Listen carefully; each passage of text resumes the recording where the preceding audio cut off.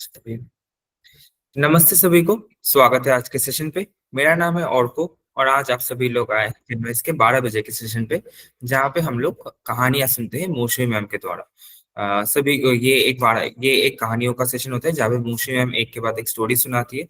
हर एक स्टोरी के बाद हम लोग 1-2 मिनट का ब्रेक लेते हैं, गैप लेते हैं। अगर आप लोगों को भी फीडबैक देनी हो, कैसा लगा स्टोरी, कोई सीख मिली हो, आप बिल्कुल हमसे कह सकते हैं और हम लोग फिर अगले स्टोरी कहानी की तरफ आगे बढ़ेंगे।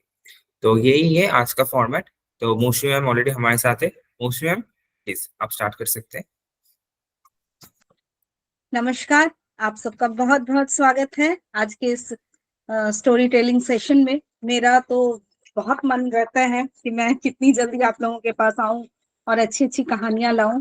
तो आज जो कहानी मैं सुनाने वाली हूँ वो थोड़ी सी अलग है, इसलिए कि अभी तक हम ऐसे ही डिवाइन स्टोरीज शेयर कर रहे थे जिसमें मॉरल स्टोरीज होती थी।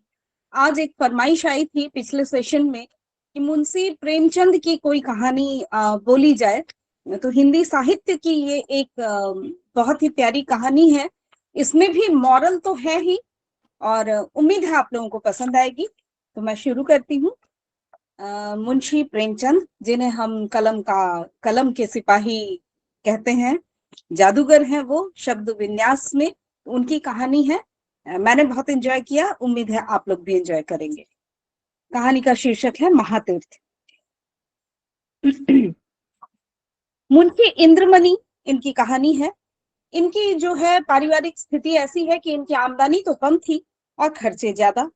तो अपने बच्चे के लिए दाई का खर्च उठाना उनके लिए थोड़ा मुश्किल तो था, लेकिन एक तो बच्चे की सेवा शुश्रूषा की फिक्र और दूसरे अपने बराबर वालों से हेठे बने रहने का अपमान। लोग कहेंगे अरे बच्चे के लिए कोई देखभाल के नहीं रख पा रहा है, तो इस खर्च को सहने पर वो मजबूर हो गए। और बच्चा जो है वो दाई को बहुत चाहता था, हर दम ही उसके गले का हार बना रहता था, इसलिए दाई और भी जरूरी हो गई मालूम होती थी। पर शायद सबसे बड़ा कारण ये था कि वो मुरव्वत के बस दाई को जवाब देने का साहस भी नहीं कर पाते थे कि बुढ़िया उनके यहाँ 3 साल से नौकर थी। उसने उनके इकलौते लड़के को लालन पालन किया था, काम बड़ी मुस्तैदी और परिश्रम से करती थी। उसे निकालने का कोई बहाना भी नहीं था और व्यर्थ का खुचड़ निकालना इंद्रमणि जैसे भले आदमी के स्वभाव के बिल्कुल विरुद्ध था। पर सुखदा इस संबंध में अपने पति से सहमत नहीं थी। उसे संदेह था कि दाई जो है वो हमें लूटे ले रही है, और जब दाई बाजार से लौटती तो वो दालान में छिपी रहती कि देखो आटा कहाँ छिपा है। ये आटा तो नहीं छिपा के रखती, लकड़ी तो नहीं छिपा देती। उसकी लाई हुई चीजों को घंटों देखती, पूछताछ करती और बार बार पूछती इतना क्यों, क्या भाव है, क्या इतना महंगा हो गया। दाई कभी तो इन संदेहास्पद प्रश्नों से घबरा भी जाती थी और उसका उत्तर कभी नम्रता पूर्वक भी देती थी। किंतु मनुष्य ही है, जब कभी बहू जी ज्यादा तेज हो जाती तो वो भी कड़ी पड़ जाती, शपथें खाती, सफाई की शहादतें पेश करती। वाद विवाद में घंटों लग जाते और प्रायः नित्य यही दशा रहती थी। और प्रतिदिन ये नाटक दाई के अश्रुपात के साथ समाप्त होता था। दाई का इतनी सख्तियां झेल कर भी पड़े रहना सुखदा को और भी संदेह में डाल देता, उसके संदेह को पुष्ट करता था। उसे कभी विश्वास ही नहीं होता था कि ये बुढ़िया केवल बच्चे के प्रेमवश यहाँ पड़ी हुई है, और वो बुढ़िया का इतना बाल प्रेम शील समझ भी नहीं पाती थी। संयोग से एक दिन दाई को बाजार से लौटने में जरा देर हो गई। वहां दो कुंजड़ी ने देवासुर संग्राम मचा था। अच्छा, यहाँ पे मैं बता दूं, कुंजड़ियों का अर्थ होता है जो सब्जी बेचती है ना, उन्हें हम कुंजड़ी कहते हैं। और देवासुर संग्राम तो सबको पता है कि जब लड़ाई की पराकाष्ठा होती है, यानी देव और दानव की जो लड़ाई होती है वो सबसे भयानक होती है। तो यहाँ पे उसे प्रतीक के रूप में मुंशी प्रेमचंद जी ने यूज किया है। तो वहां पे दो कुंजड़ियों में देवासुर संग्राम मचा था। उनका चित्रमय हाव भाव, उनका आग्नेय तर्क वितर्क, उनके कटाक्ष और व्यंग सब अनुपम थे। यहाँ बहुत ही सुंदर शब्दों का संयोजन है, मुंशी जी ने किया है।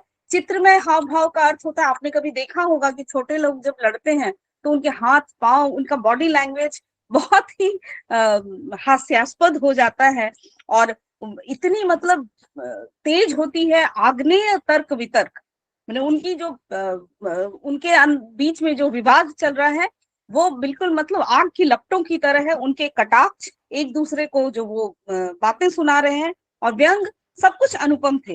विष के दो नद थे या ज्वाला के दो पर्वत, दोनों तरफ से उमड़कर आपस में टकरा गए थे। यानी बहुत ही भयंकर युद्ध चल रहा था दो सब्जी वालियों में। तो क्या वाक प्रवाह था, कैसी विचित्र विवेचना, उनका शब्द बाहुल्य, उनकी मार्मिक विचारशीलता, उनके अलंकृत शब्द विन्यास और उनकी उपमाओं की नवीनता। पर ऐसा कौन सा कवि है जो मुग्ध न होता। उनका धैर्य, उनकी शांति विस्मयजनक थी। तो दर्शकों की एक खासी भीड़ वहां जमा हो गई। आपने देखा होगा कभी नल पे भी औरतें लड़ती हैं पानी के लिए, तो वहां भी लोग उत्सुकता बस खड़े हो जाते हैं। अब दो सब्जी वाली लड़ रही है, इतने भयंकर शब्दों का प्रयोग हो रहा है, चित्रमय हाव भाव हो रहा है, तो लोगों का मनोरंजन हो रहा है। और वो लाज को भी लज्जित करने वाले इशारे, वो अश्लील शब्द जिनके मलिनता से कान भी खड़े हो, ऐसे सहस्त्रों रसिक जनों के लिए मनोरंजन की सामग्री बने हुए थे। दाई भी खड़ी हो गई, देखूं क्या मामला है। तमाशा इतना मनोरंजक था कि उसे समय का बिल्कुल भी ध्यान न रहा। यकायक जब 9 घंटे बजे ना, 9 बजे उसकी आवाज उसकी कानों में आई तो वो चौंक पड़ी और लपकी जल्दी से घर की ओर। अब सुखदा तो भरी बैठी थी। दाई को देखते ही त्योरियां चढ़ाकर बोली, क्यों, क्या बाजार में खो गई थी? दाई विनय पूर्वक भाव से बोली, एक जान पहचान की महरी से भेंट हो गई थी, बस वही बातें करने लगी। सुखता इस जवाब से और भी चिढ़ गई। यहाँ दफ्तर जाने को देर हो रही है और तुम्हें सैर सपाटे की सूझी। परंतु दाई ने इस समय दबने में ही कुशल समझी, बच्चे को गोद में लेने लगी। पर सुखदा ने झिड़क कर कहा, रहने दो, तुम्हारे बिना ये व्याकुल नहीं हुआ जाता। दाई ने इस आज्ञा को मानना आवश्यक नहीं समझा। बहू जी का क्रोध ठंडा करने के लिए इससे उपयोगी और कोई उपाय वो सोचने लगी, क्या क्या किया जाए कि बहू जी नाराज तो है ही। तो उसे कुछ सूझा नहीं, तो उसने रुद्रमणि को इशारे से अपने पास बुलाया और वो बच्चा दोनों हाथ फैलाए लड़खड़ाता हुआ उसकी ओर चला। दाई ने उसे गोद में उठा लिया और दरवाजे की तरफ चली, लेकिन सुखदा बाज की तरह झपटी और रुद्र को उसकी गोद से छीन कर बोली, तुम्हारी ये धूर्तता बहुत दिनों से देख रही हूँ, ये तमाशे ना किसी और को दिखाइयो, यहाँ जी भर गया। दाई रुद्र पर जान देती थी और समझती थी कि सुखदा इस बात को जानती है। उसकी समझ में सुखदा और उसके बीच ये एक मजबूत संबंध था जिसे साधारण झटके से तोड़ नहीं सकते थे। यही कारण था कि सुखदा के कटु वचनों को सुनकर भी उसे विश्वास नहीं होता था कि वो मुझे निकालने के लिए प्रस्तुत है। सुखदा ने ये बातें कुछ ऐसी कठोरता से कही और रुद्र को इतनी निर्दयता से छीन लिया कि दाई को सहन न हो सका। बोली, बहू जी, मुझसे कोई बड़ा अपराध तो नहीं हुआ, बहुत तो पाव घंटे की देर ही हुई होगी, इस पर आप इतना बिगड़ रही है। ठीक है, फिर साफ साफ कह ही क्यों नहीं देती कि दूसरा दरवाजा देख लो। नारायण ने पैदा किया है तो खाने को भी देगा, मजदूरी का अकाल थोड़े ना पड़ा है बहू जी। सुखदा ने कहा, तो यहाँ पे तुम्हारी परवाह कौन करता है, तुम्हारी जैसी लौंडी ने ना गली गली ठोकरें खाती फिरती है। अब दाई ने जवाब दिया, हाँ, नारायण आपको कुशल रखे, लौंडिने और दाइयां तो आपको बहुत मिलेंगी। मुझसे जो कुछ अपराध हुआ उसके लिए क्षमा कीजिएगा, मैं जाती हूँ। सुखदा ने भी एकदम तुनक कर कहा, जा जा, जाकर मर्दाने में अपना हिसाब कर ले। दाई ने कहा, एक काम कीजिएगा बहू जी, मेरी तरफ से रुद्र बाबू को मिठाइयां मंगवा दीजिएगा। अब ये सब बातें हो रही हैं, इतने में इंद्रमणि भी बाहर आ गए। उन्होंने पूछा कि ये क्या है। दाई ने विनम्रता से कहा, कुछ नहीं। बहू ने जवाब दिया, अब जाती हूँ घर। इंद्रमणि गृहस्थी के जंजाल से कुछ इस तरह बचते थे जैसे कोई नंगे पैर वाला मनुष्य कांटों से बचे। उन्हें सारे दिन एक ही जगह खड़े रहना मंजूर था, पर कांटों में पैर रखने की हिम्मत उनकी नहीं थी। तो खिन्न होकर बोले, अरे बाबा रे, बात क्या हो गई। अब सुखदा ने कहा, कुछ नहीं, अपनी इच्छा, जी नहीं चाहता नहीं रखते, किसी के हाथों बिक थोड़ी ना गए हैं। इंद्रमणि ने झुंझला कर कहा, तुम्हें भी ना बैठे बैठे एक ना एक खुचड़ सूझती ही रहती है। सुखदा ने तुनक कर कहा, हाँ हाँ, मुझे तो इसका रोग है, क्या करूं, स्वभाव ही ऐसा है। तुम्हें ये बहुत प्यारी है ना, तो ले जाकर गले में बांध लो, मेरे यहाँ रहने की क्या जरूरत है। दाई घर से निकली तो आंखें डबडबाई हुई थी। हृदय रुद्रमणि के लिए तड़प रहा था। जी चाहता था कि एक बार बालक को लेकर प्यार कर ले, पर यह अभिलाषा लिए हुए ही उसे घर से बाहर निकलना पड़ा। रुद्रमणि दाई के पीछे पीछे दरवाजे तक आया। छोटा बच्चा है, उसे तो लगाव था ना, पर दाई ने जब दरवाजा बाहर से बंद कर दिया तो वो मचल कर जमीन पर लेट गया और अन्ना अन्ना कहकर रोने लगा। सुखदा ने बहुत चुमकारा, प्यार किया, गोद में लेने की कोशिश की, मिठाई देने का लालच दिया, मेला दिखाने का वादा किया। इससे जब काम न चला तो बंदर, सिपाही, लूलू और हवा की धमकी दी, पर रुद्र ने वो रौद्र भाव धारण किया कि किसी तरह चुप न हुआ। यहाँ तक कि सुखदा को क्रोध आ गया, बच्चे को वही छोड़ दिया और आकर घर के काम धंधे में लग गई। रोते रोते रुद्र का मुंह और गाल लाल हो गए, आंखें सूज गई। निदान वो वहीं जमीन पर सिसकते सिसकते सो गया। सुखदा ने समझा था कि बच्चा थोड़ी देर में रोध होकर चुप हो जाए। रुद्र ने जागते ही अन्ना अन्ना की रट लगाई। 3 बजे इंद्रमणि भी दफ्तर से आ गए। बच्चे की ये दशा देखी तो स्त्री की तरफ कुपित नेत्रों से देखते हुए उसे गोद में उठा लिया और बहलाने लगे। जब अंत में रुद्र को यह विश्वास हो गया कि दाई मिठाई लेने गई है तो उसे संतोष हुआ, परंतु शाम होते ही उसने फिर चीखना शुरू कर दिया, अन्ना अन्ना मिठाई ला। इस तरह 2-3 दिन बीत गए। रुद्र को अन्ना की रट लगाने और रोने के सिवा और कोई काम न था। वो शांत प्रकृति कुत्ता जो उसकी गोद से एक क्षण के लिए भी न उतरता था, वो मौन व्रतधारी बिल्ली जिसे ताक पर देखकर वो खुशी से फूला न समाता था, वो पंखहीन चिड़िया जिस पर वो जान देता था, सब उसके चित्त से उतर गए। वो उनकी तरफ आंख उठाकर भी न देखता। अन्ना जैसी जीती जागती, प्यार करने वाली, गोद में लेकर घुमाने वाली, थपकी थपकी देकर सुलाने वाली, गा गा कर खुश करने वाली चीज का स्थान क्या वो निर्जीव चीज पूरा कर सकते थे। वो अक्सर सोते सोते चौंक पड़ता और अन्ना अन्ना पुकार कर हाथों से इशारा करने लगता, जैसे वो मानो अन्ना को बुला रहा हो। अन्ना की खाली कोठरी में घंटों बैठा रहता। उसे आशा होती कि अन्ना यहाँ अभी आती ही होगी। इस कोठरी का दरवाजा खुलते ही सुनता तो वो अन्ना अन्ना कहकर दौड़ता, समझता कि अन्ना आ गई। उसका भरा हुआ शरीर अब घुलने लगा, गुलाब जैसा चेहरा सूख गया। माँ और बाप उसकी मोहिनी हंसी के लिए तरस जाते थे। यदि वो बहुत गुदगुदाने या छेड़ने से हंसता भी था तो ऐसा जान पड़ता था कि दिल से नहीं हंस रहा, केवल दिल रख लेने के लिए हंस रहा है। उसे अब दूध से भी प्रेम न था, न मिश्री से, न मेवे से, न मीठे बिस्किट से, न ताजी इमरती से। उनमें उसे मजा तभी आता था जब अन्ना अपने हाथों से खिलाती थी। अब उनमें वो मजा ही नहीं था। 2 साल का लहलहाता हुआ सुंदर पौधा मुरझा गया। वो बालक जिसे गोद में उठाते ही नरमी, गर्मी और भारीपन का अनुभव होता था, वो सूख कर कांटा हो गया। सुखदा अपने बच्चे की ये दशा देखकर भीतर ही भीतर कुड़ती, अपनी मूर्खता पर पछताती। इंद्रमणि बहुत ही शांति प्रिय व्यक्ति थे। अब जब बालक को गोद से अलग न करते थे, उसे रोज साथ हवा पानी से खिलाने के लिए ले जाते, नित्य नए खिलौने लाते, पर मुरझाया हुआ पौधा किसी तरफ भी न पनपता था। दाई उसके लिए संसार की सूर्य थी। उस स्वाभाविक गर्मी और प्रकाश से वंचित होकर हरियाली को बच्चा भूल चुका था। बाहर कैसे दिखाता, दाई के बिना उसे अब चारों ओर सन्नाटा दिखाई देता था। दूसरी ओर अन्ना तीसरे ही दिन रख ली गई, दूसरी दाई रख ली गई थी, पर रुद्र उसकी सूरत देखते ही मुंह छुपा लेता और मानो वो कोई डाइन या चुड़ैल हो। प्रत्यक्ष रूप में दाई को देखकर रुद्र अब उसकी कल्पना में मग्न रहता। वहां उसकी अन्ना चलती फिरती दिखाई देती थी। उसकी वो गोद, उसकी वही स्नेह, वही प्यारी प्यारी बातें, वही प्यारे प्यारे गाने, वही मजेदार मिठाइयां, वही सुहावना संसार, वही आनंदमय जीवन। अकेले बैठकर कल्पित अन्ना से बातें करता।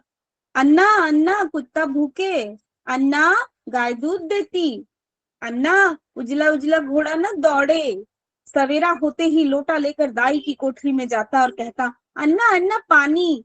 दूध का गिलास लेकर उसकी कटोरी में रखा था और कहता, अन्ना दूध पिला। अपनी चारपाई पर तकिया रखकर चादर से ढांक देता और कहता, देखना अन्ना सोती है। सुखदा जब खाने बैठती तो कटोरे उठा उठाकर अन्ना की कोठरी में ले जाता कि अन्ना तू खाना खाएगी। अन्ना अब उसके लिए एक स्वर्ग की वस्तु थी, जिसके लौटने की अब उसे बिल्कुल आशा न थी। लेकिन रुद्र के स्वभाव में धीरे धीरे बालकों की चपलता और सजीवता की जगह एक निराशाजनक धैर्य, एक आनंद विहीन शिथिलता दिखाई देने लगी। इस तरह 3 हफ्ते गुजर गए। बरसात का मौसम था, कभी बेचैन करने वाली गर्मी तो कभी हवा के ठंडे झोंके। बुखार और जुकाम का जोर था। रुद्र की दुर्बलता इस ऋतु परिवर्तन को सह न पाई। सुखदा उसे फलालेन का कुर्ता पहनाए रखती थी, उसे पानी के पास नहीं जाने देती थी, नंगे पैर एक कदम भी नहीं चलने देती। पर सर्दी लग गई। रुद्र को खांसी और बुखार आने लगा। प्रभात का समय था। रुद्र चारपाई पर आंखें बंद किए पड़ा था। डॉक्टरों का सारा इलाज निष्फल हो चुका था। सुखदा चारपाई पर बैठी उसकी छाती में तेल मालिश कर रही थी और इंद्रमणि विषाद की मूर्ति बने हुए करुणापूर्ण आंखों से बच्चे को देख रहे थे। इधर सुखदा से बहुत ही कम बोलते थे। उन्हें उससे एक तरह की न घृणा सी हो गई थी। वो रुद्र की बीमारी का एकमात्र कारण उसी को समझते थे। वो उनकी दृष्टि में बहुत ही नीच स्वभाव की स्त्री थी। सुखदा ने डरते डरते कहा, आज बड़े हकीम साहब को बुला लो ना, शायद उनकी दवा से फायदा हो। इंद्रमणि ने काली घटाओं की ओर देखकर रुखाई से कहा, बड़े हकीम नहीं, यदि धन्वंतरी भी आए ना तो उससे कोई फायदा नहीं होगा। सुखदा ने कहा, तो क्या अब किसी की दवा न करवाओगे? इंद्रमणि बोले, बस इसकी तो एक ही दवा है और वो अलभ्य है। सुखदा, तुम्हें तो बस वही धुन सवार है, क्या बुढ़िया आकर अमृत पिला देगी? इंद्रमणि, वो तुम्हारे लिए चाहे विष हो, पर लड़के के लिए ना अमृत ही होगी। इंद्रमणि समझ रहे थे कि ये अन्ना के प्रेम में ही ये बच्चा, उसके विषाद में, उसके बिछोह में ये बच्चा सूख रहा है। ये इंद्रमणि को समझ में आ रहा है, सुखदा को भी समझ में आ रहा है, लेकिन औरतों का स्वभाव जो अपनी दृढ़ता होती है। सुखदा बोलती है कि मैं नहीं समझती, ये सब ईश्वर इच्छा के अधीन है। इंद्रमणि, यदि नहीं समझती हो तो अब तक नहीं समझी तो रोगी और तुम्हें ना बच्चे से हाथ धोना पड़ेगा। सुखदा, अब चुप ही रहो, क्या अशुभ बातें मुंह से निकालते हो? यदि ऐसी ही जली कटी सुनानी है तो बाहर चले जाओ। इंद्रमणि, तो मैं जाता हूं, पर याद रखो ये हत्या तुम्हारी ही गर्दन पर होगी। यदि लड़के को तंदुरुस्त देखना चाहती हो तो उसे उसकी दाई के पास लेकर जाओ, उससे विनती और प्रार्थना करो, क्षमा मांगो, तुम्हारे बच्चे की जान अब उसी की दया के अधीन है। सुखदा ने कुछ उत्तर नहीं दिया। उसकी आंखों से आंसू जारी थे। इंद्रमणि ने पूछा, क्या मर्जी है, जाऊं उसे बुला लाऊं? सुखदा, तुम क्यों जाओगे, मैं ही चली जाऊंगी। इंद्रमणि, नहीं नहीं, क्षमा करो, मुझे ना तुम्हारे ऊपर कोई विश्वास नहीं है। न जाने तुम्हारी जुबान से क्या निकल पड़े, और वो आती भी हो ना तो ना आए। सुखदा ने पति की ओर फिर तिरस्कार की दृष्टि से देखा और बोली, हाँ हाँ, और क्या, मुझे अपने बच्ची की बीमारी का शोक थोड़े ही है। मैंने लाज के मारे तुमसे कहा नहीं, पर मेरे हृदय में भी ये बात बार बार उठी है कि यदि मुझे दाई के मकान का पता मालूम होता तो मैं कब की उसे मना लाई होती। वो मुझसे कितनी ही नाराज हो, पर रुद्र से तो उसे प्रेम था। मैं आज ही उसके पास जाऊंगी और विनती करके, कहते हो ना, मैं विनती करके तो क्या, उसके पैरों पड़ने को तैयार हूँ। उसके पैरों को मैं आंसुओं से भिगाऊंगी और जिस तरह राजी होगी राजी करूंगी। सुखदा ने बहुत धैर्य धरकर ये बातें कही, परंतु उमड़े हुए आंसू ना रुके। इंद्रमणि ने स्त्री की ओर सहानुभूति पूर्वक देखा और लज्जित होते हुए बोले, मैं तुम्हारा जाना उचित नहीं समझता, मैं खुद ही जाता हूँ। और इधर कैलासी, अन्ना यानी रुद्र की जो दाई माँ है, उनका नाम कैलासी है। कैलासी की बात पे आते हैं। कैलासी संसार में अकेली थी। किसी समय उसका परिवार भी गुलाब की तरह फूला हुआ था, परंतु धीरे धीरे उसकी सब पत्तियां गिर गई। अब उसकी सब हरियाली नष्ट भ्रष्ट हो गई थी और अब वही एक सूखी हुई टहनी उस हरे भरे पेड़ की चिन्ह मात्र रह गई थी। परंतु रुद्र को पाकर इस सूखी टहनी में जान पड़ गई थी। उसमें हरी भरी पत्तियां निकल आई थी। वो जीवन जो अब नीरस और शुष्क था, अब सरस और सजीव हो गया था। अंधेरे जंगल में भटके हुए पथिक को प्रकाश की झलक आने लगी थी। अब उसका जीवन निरर्थक नहीं बल्कि सार्थक हो गया था। कैलासी रुद्र की भोली भोली बातों पर निछावर हुई जाती थी, पर वो अपना स्नेह ना सुखदा से छिपाती थी, इसलिए कि माँ के हृदय में कहीं द्वेष ना हो। वो रुद्र के लिए माँ से छिप छिप कर मिठाइयां लाती और उसे खिलाकर प्रसन्न होती। वो दिन में 2-3 बार उसको उपटन लगाती ताकि बच्चा खूब पुष्ट हो। वो दूसरों के सामने उसे कोई चीज न खिलाती कि कहीं उसे नजर न लग जाए। सदा वो दूसरों के बच्चे के अल्पाहार का रोना रोया करती, उसे बुरी नजर से बचाने के लिए ताबीज और गंडे लाती। ये उसका विशुद्ध प्रेम था, उसमें स्वार्थ की कोई भी गंध ना थी। इस घर से निकलकर आज कैलाशी की वही दशा थी जो थिएटर में यकायक बिजली लैंपों के बुझ जाने के बाद दर्शकों की होती है। उसके सामने वही सूरत नाचती थी, कानों में वही प्यारी प्यारी बातें गूंजती थी। उसे अपना घर काट खाने को दौड़ता था। उस काल कोठरी में उसका दम घुटता था। रात ज्यों ज्यों उसकी कटी, सुबह को वो घर में झाड़ू लगा रही थी, बाहर ताजे हलवे की आवाज सुनकर बड़ी फुर्ती से घर से बाहर निकल आई। लेकिन तभी उसे याद आया, आज हलवा कौन खाएगा, आज गोद में बैठकर कौन चहकेगा। वो मधुर गान सुनने के लिए जो हलवा खाते समय रुद्र की आंखों से, होठों से और शरीर के एक एक अंग से बरसता था, कैलासी का हृदय तड़प गया। वो व्याकुल होकर घर से बाहर निकली, चलूं रुद्र को देख आऊं, पर आधे रास्ते से ही लौट आई। रुद्र कैलासी के ध्यान से एक क्षण भर के लिए भी नहीं उतरता था। वो सोते सोते चौंक पड़ती, जान पड़ता रुद्र डंडे का घोड़ा दबाए चला आता है। पड़ोसियों के पास जाती तो रुद्र की ही चर्चा करती। रुद्र उसके दिल और जान में बसा हुआ था। सुखदा के कठोरतापूर्ण व्यवहार के लिए, कुव्यवहार के लिए उसके हृदय में ध्यान नहीं था। वो रोज इरादा करती कि आज रुद्र को देखने चलूंगी। उसके लिए बाजार से मिठाइयां और खिलौने भी लाती। घर से चलती पर रास्ते से लौट आती, कभी 2-4 कदम से आगे नहीं बढ़ा पाई। जाने कौन सा मुंह लेकर जाऊं, जो प्रेम को धूर्तता समझता हो उसे मैं कौन सा मुंह दिखाऊं। कभी सोचती, यदि रुद्र मुझे ना पहचाने तो बच्चों के प्रेम का क्या ही ठिकाना, नई दाई से अब तो हिलमिल गया होगा। ये ख्याल ही उसके पैरों को जंजीर की तरह बांध देता। इस तरह 2 हफ्ते बीत गए थे। कैलासी का जी भी उछता रहता था, जैसे उसे कोई लंबी यात्रा करनी हो। घर की चीजें जहां की तहां पड़ी रहती, न खाने की सुध थी न कपड़े की। रात दिन रुद्र के ही ध्यान में वो डूबी रहती थी। अब संयोग से इन्हीं दिनों बद्रीनाथ की यात्रा का समय आ गया। मोहल्ले के कुछ लोग यात्रा की तैयारियां करने लगे। अब कैलासी की दशा इस समय उस पालतू चिड़िया की थी जो पिंजरे से निकलकर फिर से किसी कोने की खोज में थी। तो उसे विस्मृति का ये एक अच्छा अवसर मिल गया।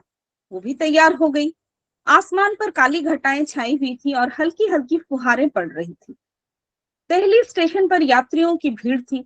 कुछ गाड़ियों पर बैठे थे तो कुछ अपने घर वालों से विदा हो रहे थे। चारों तरफ एक हलचल सी मची थी। संसार माया आज भी उन्हें जकड़े हुए था। जा तो रहे हैं तीर्थ पर, लेकिन संसार की माया देखिए अभी भी जकड़े हुए है। कोई स्त्री को सावधान कर रहा था कि धान कट जाए तो तालाब वाले खेत में ना मटर बुआ देना और बाग के पास गेहूं। कोई अपने जवान लड़के को समझा रहा था, आसामियों पर बकाया लगान की नालिश में देर न करना और 200 रुपए सैकड़ा सूद जरूर काट लेना।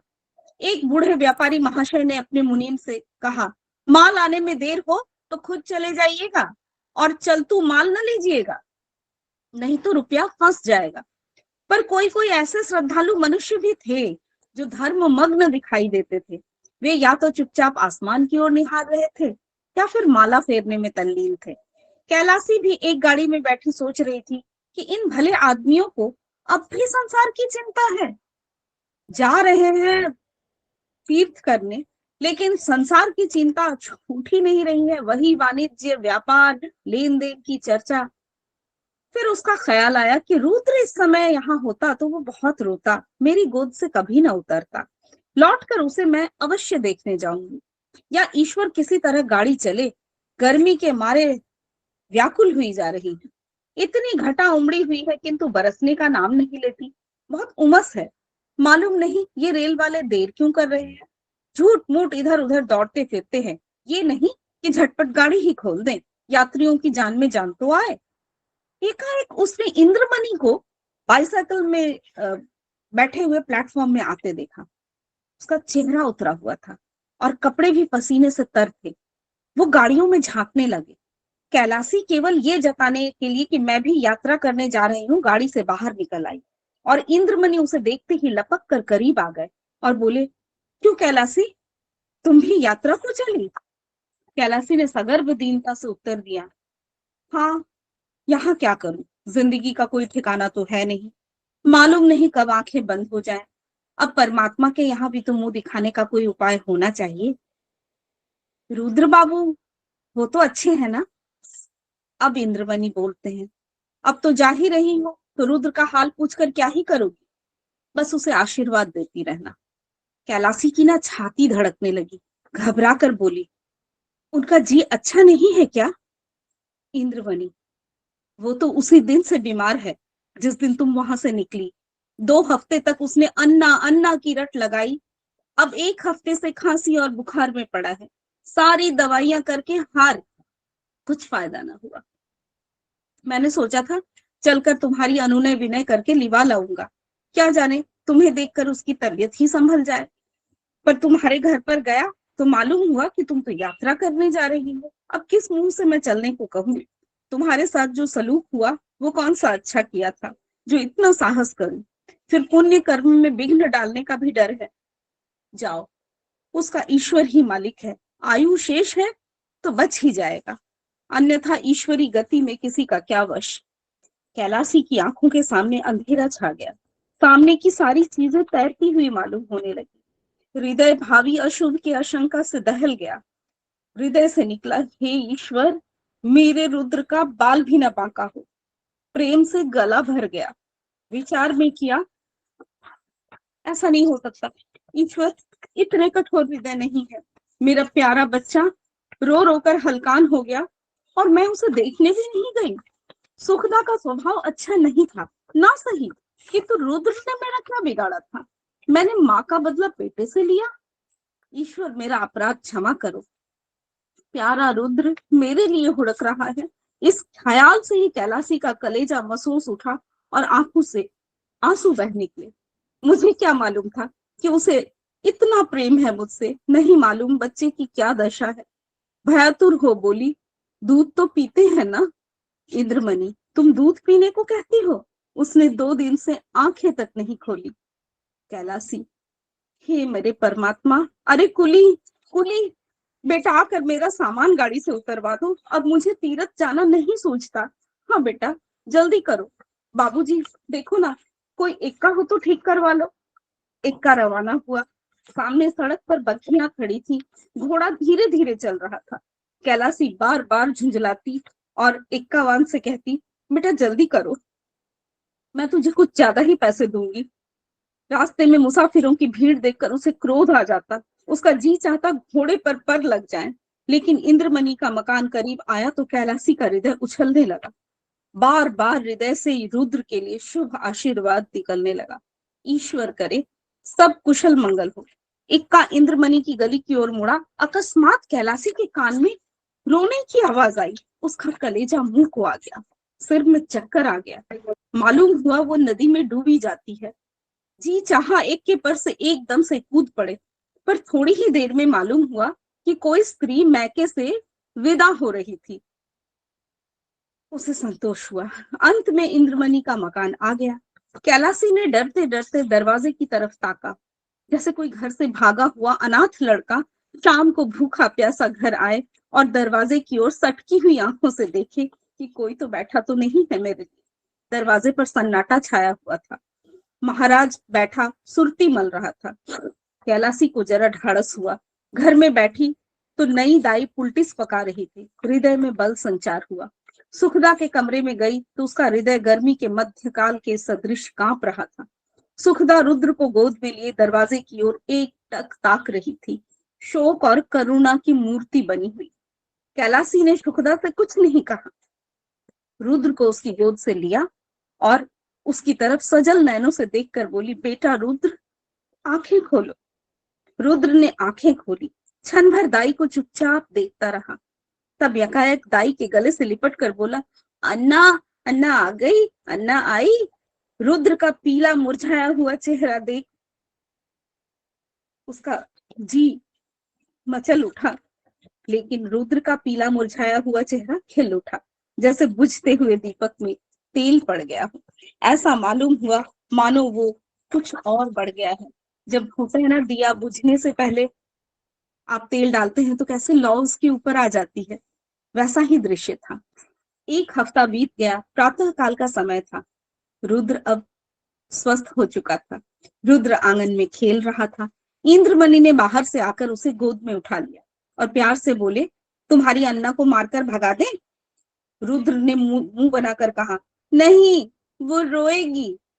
कैलाशी बोला, क्यों बेटा, तुमने तो मुझे बद्रीनाथ भी नहीं जाने दिया। मेरी यात्रा का पुण्य फल अब कौन देगा? इंद्रमणि ने मुस्कुराकर कहा, तुम्हें ना उससे कहीं अधिक पुण्य हो गया। ये तीर्थ महातीर्थ है। एक बच्चा जो अपनी धाई माँ से इतना प्रेम करता था, एक 2 साल का अबोध शिशु, उसके प्राण अटके हुए थे। अन्ना अपना तीर्थ छोड़कर वापस आ गई उसके लिए। दाई माँ का प्रेम देखिए। ये एक बच्चे और उसकी दाई माँ के बीच का संबंध है। कितनी करुणा, कितना प्यार, कितना ममत्व। उम्मीद है आप लोगों ने महसूस किया होगा। थैंक यू सो मच मोशू ma'am, thank you so much. बहुत ही प्यारी कहानी थी।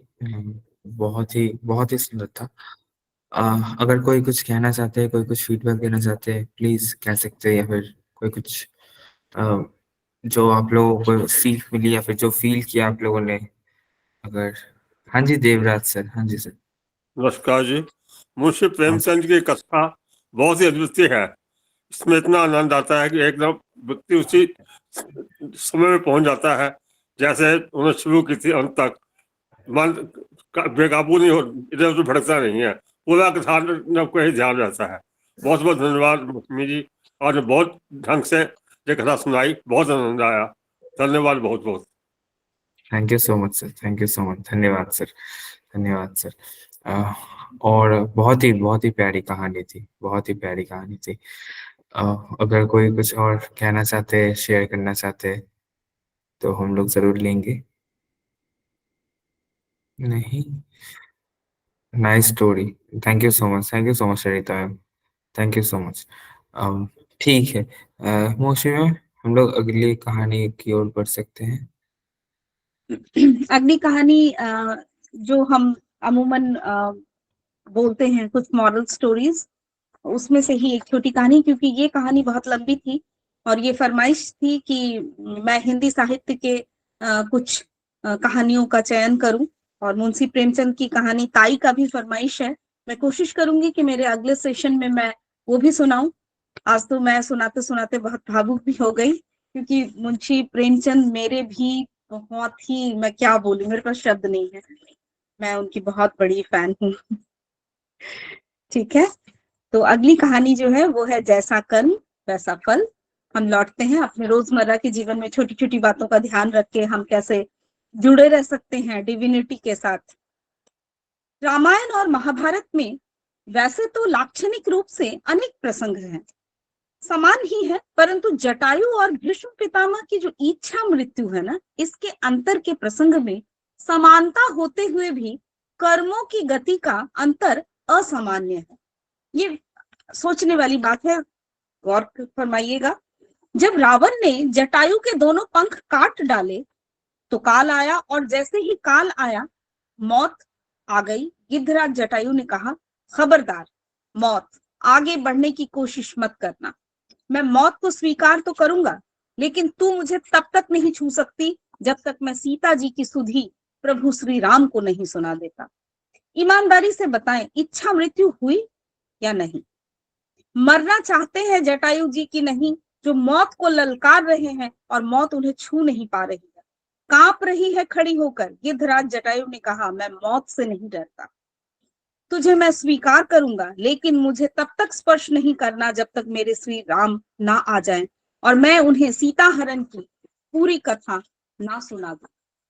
देखिए कितना करेज है, वो जान रहे हैं कि उनको प्राण त्यागना है, लेकिन उनका कर्तव्य बोध ये जागा हुआ है और वो मौत को ललकार रहे हैं। मौत तब तक खड़ी रही, कांपती रही, लेकिन आपको पता होना चाहिए कि इच्छा मृत्यु का वरदान तो मैं मानता हूँ गिद्धराज जटायु को मिला हुआ था, किंतु महाभारत के भीष्म पितामह जो महान तपस्वी थे, नैष्ठिक ब्रह्मचारी थे, 18 दिनों तक बाणों की शैया पर लेटकर मौत का इंतजार करते रहे। आंखों से आंसू गिरते थे।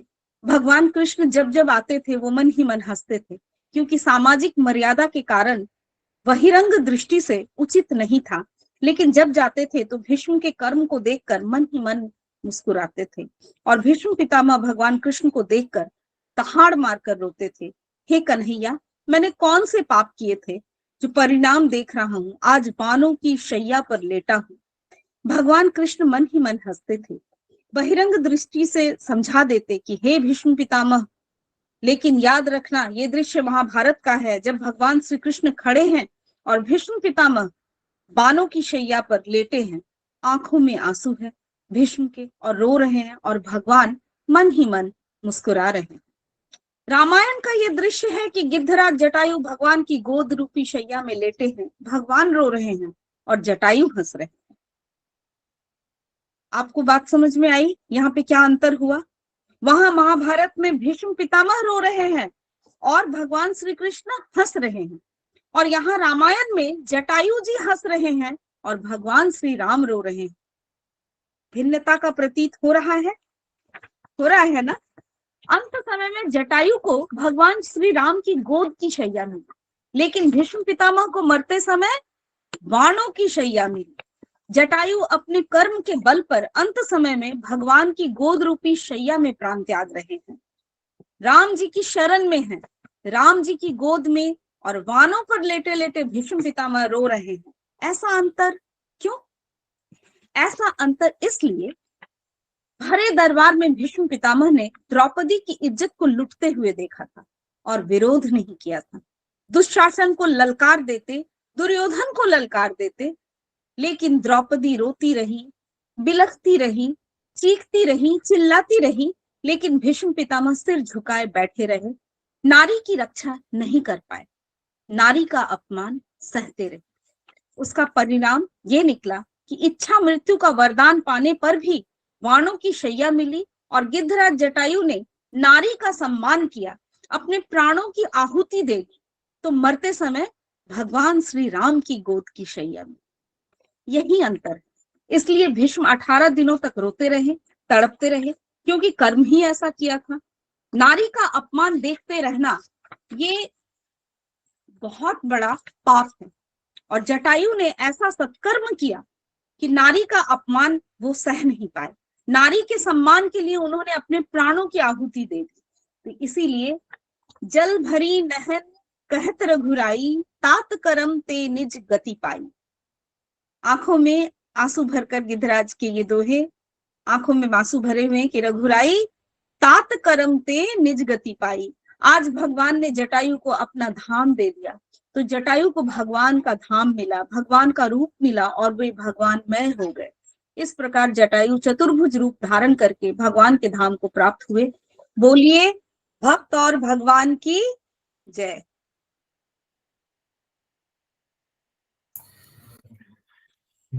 Thank you so much ma'am, बहुत ही सुंदर था, बहुत ही सुंदर था। हाँ जी देवराज सर, प्लीज बताइए। धन्यवाद मुस्लिम जी, बहुत अच्छी कहानी थी, आपने बड़े ढंग से सुनाई। जटायु और भीष्म पितामह का वृतांत आपने ऐसे ढंग से बताया कि मन में वही ताजा हो गई, और बहुत आपका जो उसका प्रतिक्रिया थी उसकी थी वो भी अच्छी ढंग से सुनाई आपने। बहुत बहुत धन्यवाद। Thank you so much sir, thank you so much, thank you so much मौसी मैम। हाँ जी भारत सर, हाँ जी। राधे राधे। राधे राधे सर। ये बात सही है कि कर्म का फल तो भुगतना ही पड़ता है, और क्योंकि जटायु जी ने धर्म का साथ दिया था तो इसलिए उनको भगवान की गोद मिली और भीष्म पितामह ने अधर्म का साथ दिया था तो उनको तीरों की शैया मिली थी। और भीष्म पितामह को ऐसा बताते हैं कि इच्छा मृत्यु का वरदान था। तो जब वो तीरों की शैया पर लेटे हुए थे तो उस समय भगवान से पूछा उन्होंने कि मैंने ऐसा कौन सा कर्म किया है जिसकी वजह से मुझको ये बाणों की शैया मिली है। तब मैंने अपने पिछले 100 जन्म देखे लेकिन मेरे को ऐसा कहीं नजर नहीं आया कि मैंने कोई पाप किया हो। तब कृष्ण ने उनको एक जन्म और पीछे यानी 101 में जन्म पे ले गए थे। उस समय भी वो चक्रवर्ती सम्राट थे। तो उस समय जब एक शिकार पर जा रहे थे तो रास्ते में एक दो मुंह वाला सांप रास्ते में पड़ा हुआ था तो उन्होंने उसको तीर से उठाकर रास्ते से एक तरफ किया था। तो वो गलती से वो एक झाड़ी पर जा गिरा था जिसके में कांटे लगे हुए थे और उसकी धीरे धीरे करके उसकी मृत्यु उसमें हुई थी। तो वो बताते हैं कि उसकी सजा अब मिली है।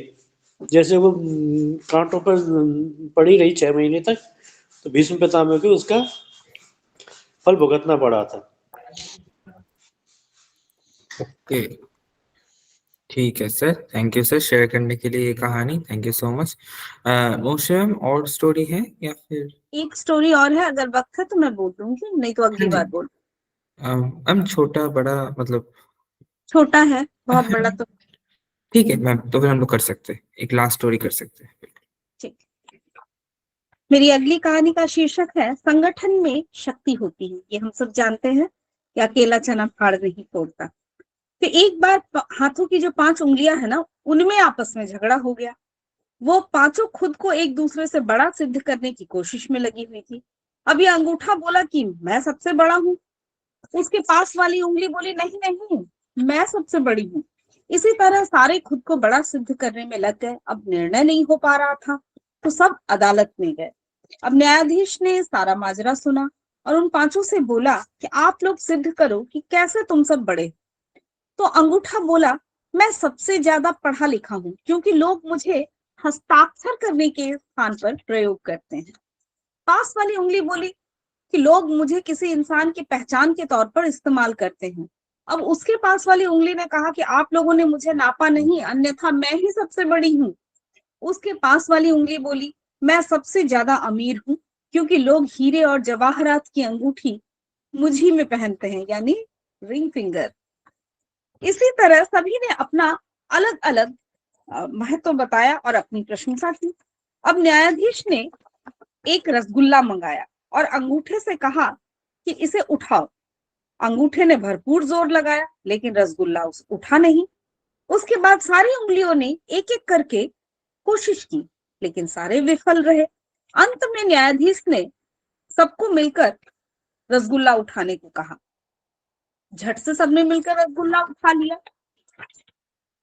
तो फैसला हो चुका था। न्यायाधीश ने फैसला सुनाया कि तुम सभी एक दूसरे के बिना अधूरे हो और अकेले रहकर तुम्हारी जो शक्ति है ना, उसका कोई अस्तित्व ही नहीं, जबकि संगठित रहकर तुम कठिन से कठिन काम आसानी से कर सकते हैं। तो मित्रों, संगठन में बहुत शक्ति होती है और यही इस कहानी की शिक्षा है कि अकेला चना कभी भी भाड़ नहीं तोड़ सकता। तो हमें एक दूसरे से मिलके team work, we do believe in team work.